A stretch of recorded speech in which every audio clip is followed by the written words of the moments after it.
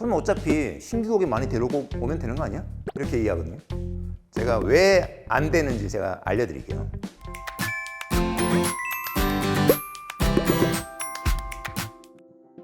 소상공인의 고민은 적고 정보는 펼치는 오늘의 노란우산. 안녕하세요, 원코치입니다. 노란우산은 폐업이나 노령처럼 예상치 못한 상황에서도 사장님의 생활을 지키고 다시 시작할 수 있도록 돕는 사업자를 위한 퇴직금 목돈 마련 성격의 공적 제도인데요. 오늘의 노란우산은 사장님들께 현장에서 실제로 도움이 되는 해답을 함께 공유하는 시간입니다. 지난 시간에는 플레이스 상위 노출을 해야 하는 이유에 대해 이야기 드렸는데요. 오늘은 플레이스로 재방문을 만들어내는 루프 시스템에 대해 설명드리도록 하겠습니다.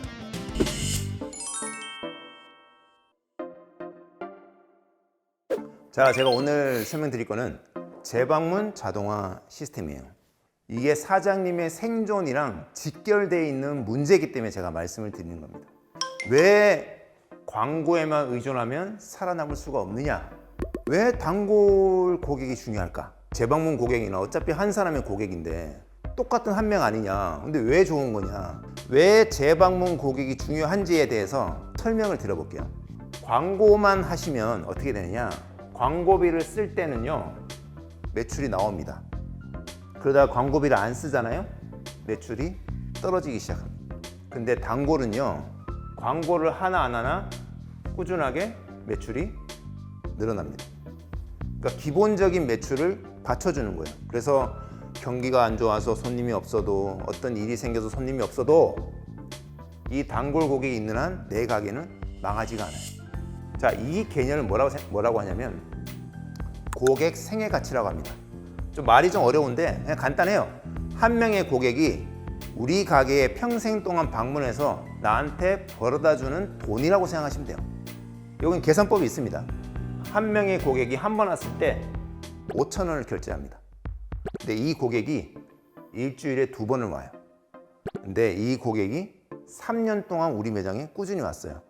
그러면 이 고객의 생애 가치, 이 고객이 나한테 벌어다 주는 돈은 5,000원이 아니라 156만 원이 되는 겁니다. 우리 사장님은요, 지금 앞에 있는 이 고객이 5,000원짜리 고객이 아니라 150만 원짜리 고객이라고 생각을 하셔야 되는 거예요. 고객의 생애 가치를 길게 하면 길게 할수록 우리 사장님은 엄청난 돈을 벌 수가 있습니다. 저 만약에 3년이나 4년이면요, 5년이면요, 주 2회간이나 3회면요 어떻게 됩니까? 기하급수적으로 늘어나겠죠. 그럼 어차피 신규 고객 많이 데려오고 오면 되는 거 아니야? 이렇게 얘기하거든요. 제가 왜 안 되는지 제가 알려드릴게요. 이거는 자영업자뿐만 아니라 기본적으로 이건 모든 분들이 아셔야 돼요. 사업을 하시는 분 뭐든 간에. 자, 커피가 5,000원이에요. 우리 카페를 예를 들어 볼게요. 자, 5,000원이에요. 신규 고객도 5,000원 쓰죠. 이분이 재방문했어요. 5,000원 쓰죠. 똑같이 5,000원 써요. 근데요, 여기에서 원가를 빼야죠. 내가 원가가 2,000원이에요. 재방문 하더라도 어차피 원가는 2,000원을 빼죠. 신규 고객은 뭘 빼야 되냐면 여기서 광고비를 빼야 됩니다. 내가 가만히 있고 아무것도 안 하고 손님이 알아서 온다? 그런 일은 없습니다. 내가 손님 한 명 데리고 오는데 광고비를 한 명당 3,000원만 썼다고 칩시다. 3,000원 쓰면 어떻게 돼요? 0원입니다. 4,000원 쓰면 마이너스 1,000원입니다. 근데 이 사람이 다시 왔어요. 여기 광고비 쓰였나요? 광고비 쓰였어요? 안 쓰였죠? 그러면 나는 3,000원이 남죠. 그럼 마진율이 어떻게 돼요? 60%가 되죠. 어마어마한 마진율입니다. 근데 이분이 안 오면 나는 이분한테 돈을 못 벌어요. 어쩌면 적자가 날 수 있어요. 근데 이분이 2번, 3번, 4번 방문하면 어떻게 됩니까? 오실 때마다 나는 마진율 60%의 수익을 얻을 수 있다는 겁니다. 즉 무슨 말이냐? 신규 고객이나 기존 고객은 매출은 똑같습니다. 근데 수익이 다르다는 겁니다. 사장님이 돈을 번다는 개념은 매출이 아니라 수익입니다. 많은 분들이 이래요. 손님 많고 매출 많아. 오, 괜찮아. 오, 이렇게 되면 나 부자 되겠는데 그 다음 해에 세금 정리해보면 남는 게 없어요. 그런 사례가 허다합니다. 그게 다 이런 계산을 안 해서 그렇다. 그렇기 때문에 단골, 재방문을 하게 만드는 게 너무너무 중요하다. 재방문 고객 늘리려면 뭘 해야 되느냐? 우리가 고객이 왔을 때 반드시 받아야 될 3종 세트가 있습니다. 첫째, 저장하기. 둘째, 알림받기. 셋째, 리뷰입니다. 저장하기는 어떤 역할을 하느냐? 이 고객이 그 지도를 펼쳤을 때 다시 오게 제일 우리 가게 바로 눈에 띄게 할 수 있어요. 그리고 이거는 플레이스 순위를 높이는데 아주 큰 역할을 합니다. 그래서 저장하기는 무조건 받으셔야 합니다. 두 번째, 알림받기. 사실 이거 모르시는 분 많을 거예요. 플레이스에는요, 우리 알림받기 고객한테요, 마케팅 메시지, 왜 우리 카톡 발송 많이 오잖아요. 그죠? 카톡 알림 같은 거 오잖아요. 네, 그거를 우리도 고객들한테 보낼 수 있어요. 보내가지고 재방문을 유도할 수 있습니다. 근데 이거 쓰는 분이 거의 없어요. 자, 세 번째는요, 결국 리뷰죠. 플레이스에서 가장 중요한 게 뭐냐? 리뷰입니다. 리뷰는요, 단순히 개수가 중요한 게 아닙니다. 그냥 맛있어요, 좋아요, 뭐 예쁘게 해줘요, 친절해요, 이런 걸로는 안 돼요. 리뷰에는요, 반드시 들어가야 될 키워드가 있는데, 첫째 뭐냐? 메뉴명입니다. 내가 와서 파스타를 먹었는지, 뭘 했는지를 구체적으로 적어줘야 돼요. 두 번째, 분위기입니다. 인테리어가 예뻤다든지, 아니면 좌석 간의 거리가 있어서 대화하기 편했다든지, 이렇게 구체적인 분위기를 적어주시면 좋다. 세 번째는 방문 목적이에요. 내가 혼밥하러 왔어요. 여자친구랑 데이트하러 왔어요. 가족들이랑 외식하러 왔어요. 이런 게 방문 목적이죠. 자, 네 번째는 뭐냐? 동행자가 있으면 동행자도 같이 적어주는 거예요. 아까 말씀드린 것처럼 직장 동료랑 같이 왔어요. 친구랑 같이 왔어요. 그 친구랑을 같이 넣어주는 거죠. 다섯 번째는 계절입니다. 봄에 왔더니 너무너무 예뻐요. 여름에 왔는데 너무 시원해요. 가을에 왔는데 단풍이 너무 예쁘게 뷰가 너무 좋았어요. 이런 식으로 계절적인 요소를 넣어주면 좋습니다. 여섯 번째는 위치 접근성입니다. 홍대 입구역 5번 출구에서 1분 만에 왔어요. 이런 식으로 가깝다라는 걸 보여주는 거예요. 일곱 번째는 가격 만족도입니다. 가성비가 좋아요. 이런 것들이죠. 자, 여덟 번째는 서비스입니다. 사장님이, 직원이 친절했어요. 뭐 이런 것들이죠. 아홉 번째는 재방문 의사입니다. 리뷰를 보면 저 다시 올게요, 재방문 의사 있습니다, 이런 리뷰가 있거든요. 네, 그런 내용을 넣어주면 된다. 이 10번이 참 중요한데요. 추천 대상이에요. 부모님이랑 외식하려고 하시는 분들께 추천드립니다. 이거만큼 강력한 문장이 없습니다. 만약에 그 리뷰를 보는 부모님 모시고 식사 장소를 찾고 있는 사람이라면 이 리뷰를 보는 순간 바로 예약을 하게 될 거라는 거예요. 그래서 이런 것들이 들어가면 좋은데 현실적으로 사실 10개를 다 넣기는 쉽지 않습니다. 그래도 한 3, 4가지라도 넣으면 실제 신규 고객이 이 리뷰를 보고 방문율도 높아질 것이고, 그리고 더 나아가서 플레이스도 이런 리뷰를 많이 가진 가게한테 높은 점수를 줘서 순위를 높일 수가 있는 겁니다.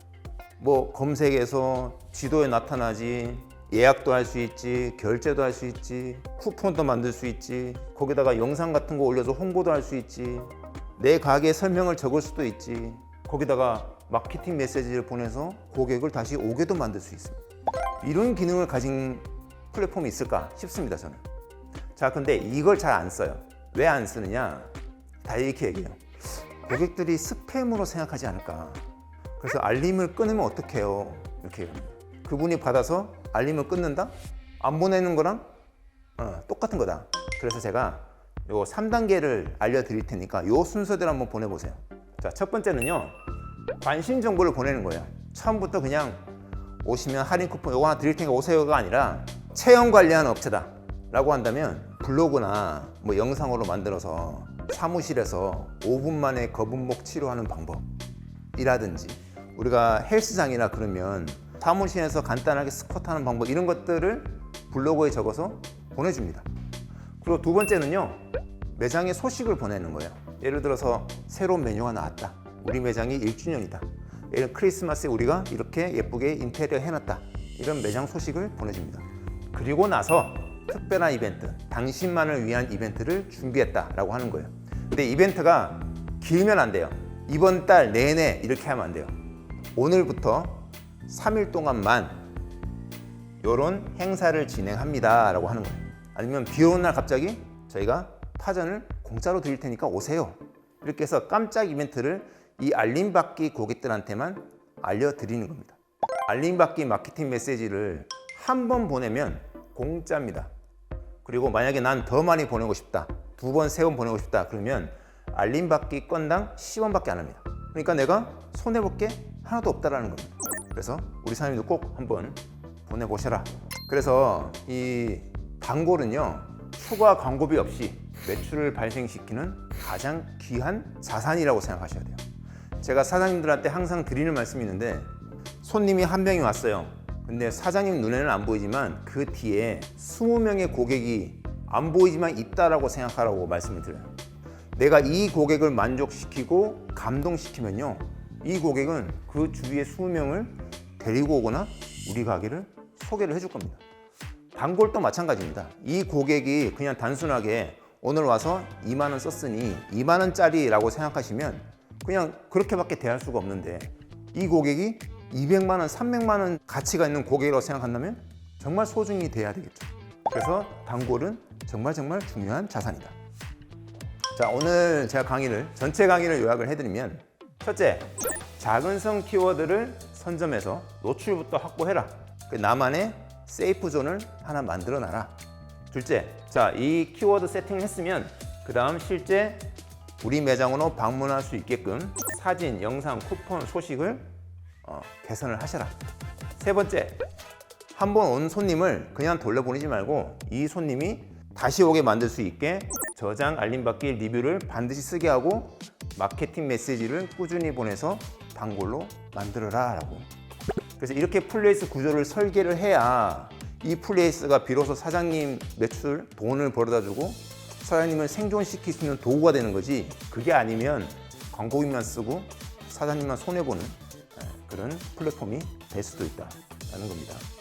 자, 보통 네이버 지도가 이렇게 있어요, 그죠? 그리고 플레이스가 나옵니다. 여기 검색을 하겠죠, 그죠? 이렇게. 그럼 플레이스가 나오죠, 이렇게. 아, 네이버 검색하면 지도로 표시되는 그거지, 이렇게 생각하세요. 그냥 네이버 지도지, 이게 아니에요. 이거는 뭐냐면 사장님의 브랜드 홈페이지예요. 이 모든 트래픽이 여기로 들어와서 결국은 여기서 매출을 만들어내는 겁니다. 우리 가게를 대표하고 나를 대표하는 브랜드 홈페이지라고 생각하시고 제대로 된 구조를 만드셔야 된다라는 말씀을 드리고 싶습니다.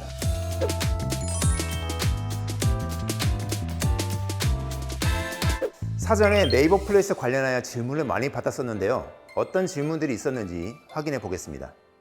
이제 막 오픈한 신입 사장입니다. 주변 경쟁 업체들은 이미 자리를 꽉 잡고 있어서 제 가게는 검색조차 힘들더라고요. 광고 없이 신규 매장이 기존 강자들을 뚫고 상단으로 올라갈 수 있는 최소한의 필수 세팅이 무엇인지 궁금합니다.